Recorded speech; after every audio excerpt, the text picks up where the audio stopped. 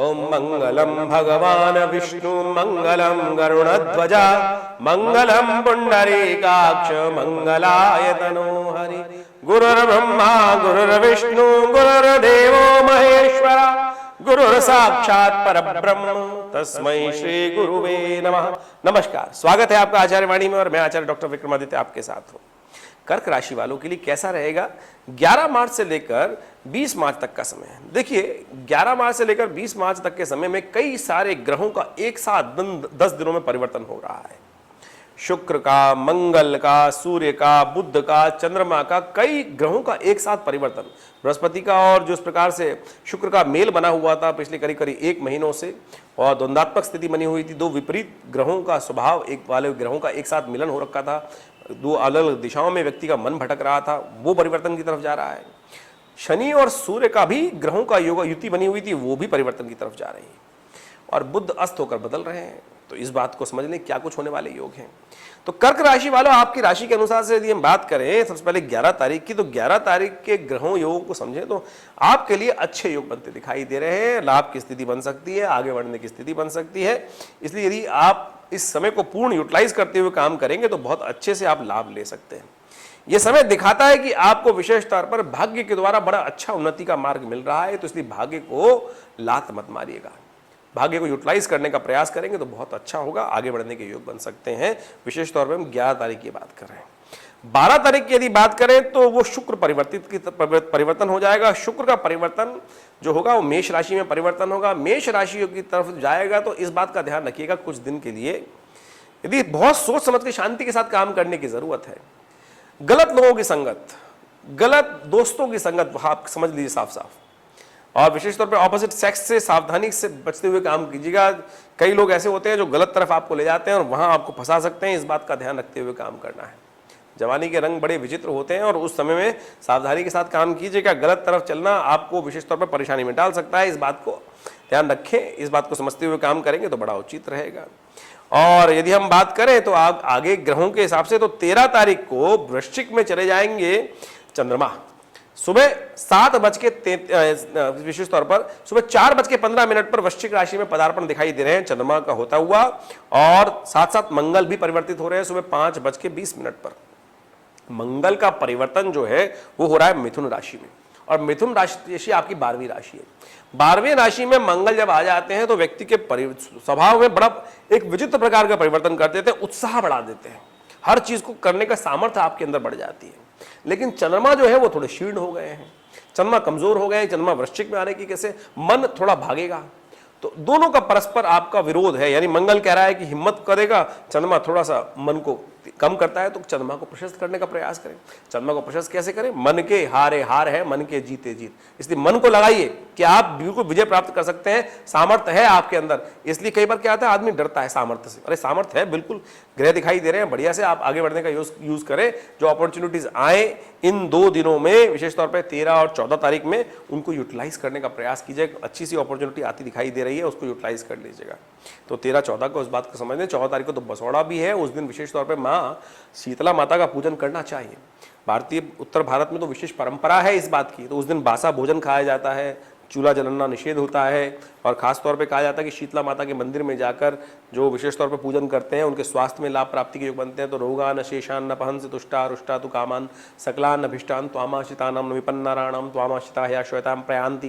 ये दुर्गा सप्तशती का एक मंत्र है जो 11वें अध्याय में आया है, आपको मिल जाएगा।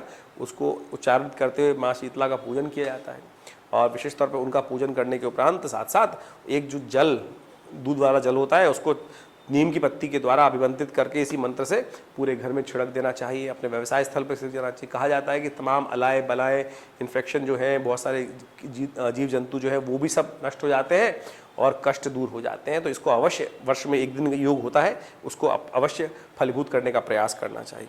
15 मार्च को चंद्रमा भी परिवर्तित होंगे। 15 मार्च को चंद्रमा जो है परिवर्तित होकर धनु में जाएंगे।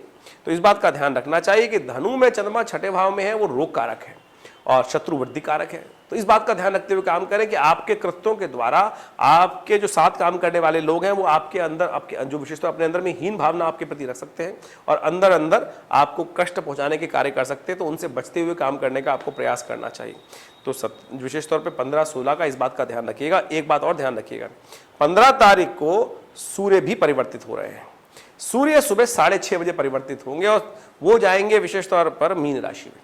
मीन राशि पे जब जाएंगे तो वो आपके भाग्य में जाकर बैठ जाएंगे और भाग्य में जब वहां पर बृहस्पति के साथ जाएंगे तो बृहस्पति को अस्त भी करने वाले हैं कुछ दिन बाद, और वो योग बड़ा विचित्र प्रकार का होगा।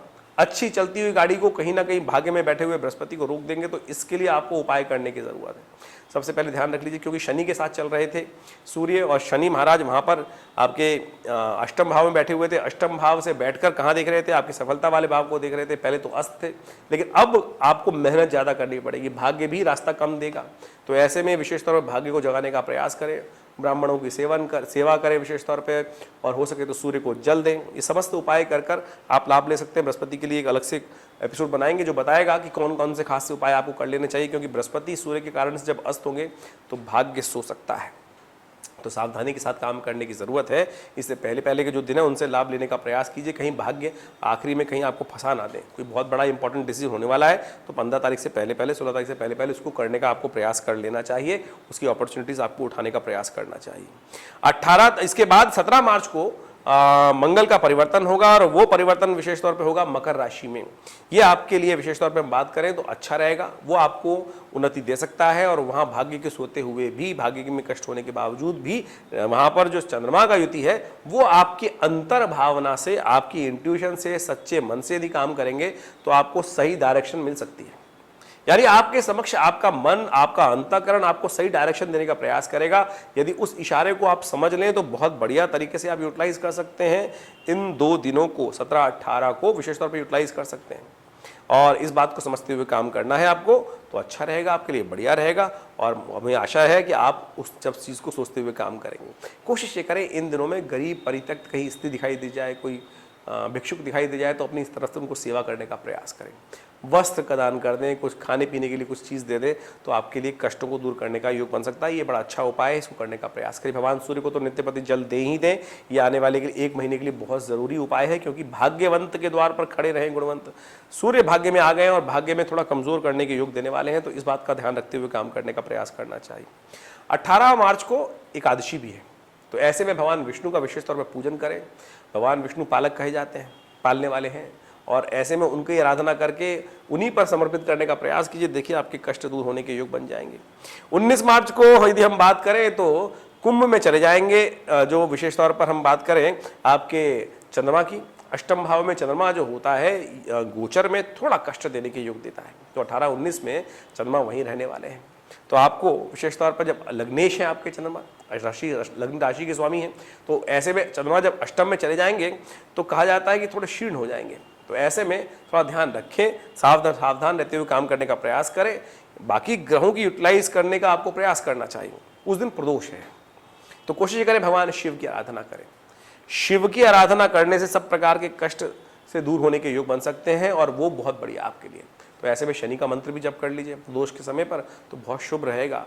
और ऐसे में शनि के निमित्त उड़द की दाल का दान करना, शनि को का तेल का दान करना, अपनी सामर्थ्य के अनुसार से भगवान शिव का तेल से अभिषेक करना आपके शत्रुओं को भी दमन करेगा, जो आपका अनिष्ट करने वाले हैं उनको भी दमन करेगा, तो ये अच्छा रहेगा। तो इस प्रकार से समझते हुए कार्य करने का आपको प्रयास करना चाहिए। दिन बड़े परिवर्तन के हैं, सावधानी के साथ चलने की जरूरत है। खरमास भी आरंभ हो जाएगा 15, अगर हम बात करें 15 मार्च से, क्योंकि सूर्य मीन में आ जाएंगे तो खरमास रहेगा। तो बहुत सारे शुभ कार्य, मंदिर प्रतिष्ठा, देव प्रतिष्ठा, और साथ साथ घर का नया आरंभ, नींव खोदने का मुहूर्त, शादी विवाह इत्यादि सब निषेध हो जाते हैं। तो ऐसे में कोशिश करनी चाहिए, पूजन का सबसे बढ़िया समय है। और बड़े भाग्य से इस वक्त बड़ा शुभ योग भी बनने वाला है। 21 तारीख से नवरात्र आरंभ हो रहे हैं, तो कोशिश ये करें, भगवती की आराधना करने के सबसे सुंदर दिवस माने जाते हैं। चैत्रीय नवरात्र आरंभ हो गए, नव संवत आरंभ होगा। तो हमने अपने दिल्ली में आश्रम में बहुत सुंदर व्यवस्था करी है। माँ भगवती का सुंदर यज्ञ रखा है, सहस्त्र चंडी महायज्ञ। और हमारे यहाँ भगवती जो विराजमान है, 1947 में मुल्तान से आई हुई दिव्य प्रतिमा विराजमान है, और जो उनका सानिध्य प्राप्त करके उनके निमित्त यज्ञ करता है, कहा जाता है उनकी मनोकामना सिद्ध हो जाती है। ये बड़ी प्राचीन परंपरा है। 500 वर्ष पुरानी जो भगवती का श्री विग्रह है, प्राचीन विग्रह है, वो हमारे यहाँ प्रतिष्ठित है, और उस यज्ञ में आप सम्मिलित हो सकते हैं। आपको हमारे जो नंबर्स व्हाट्सअप लिखे हैं उस पर आप सम्मिलित होना चाहते हैं तो अपना इन्फॉर्मेशन भेज दीजिए। आपको समस्त कार्यक्रम की पूरी सूचना हम भेजने का प्रयास करेंगे। आशा करते हैं माँ भगवती का सानिध्य आपको प्राप्त होगा। धन्यवाद।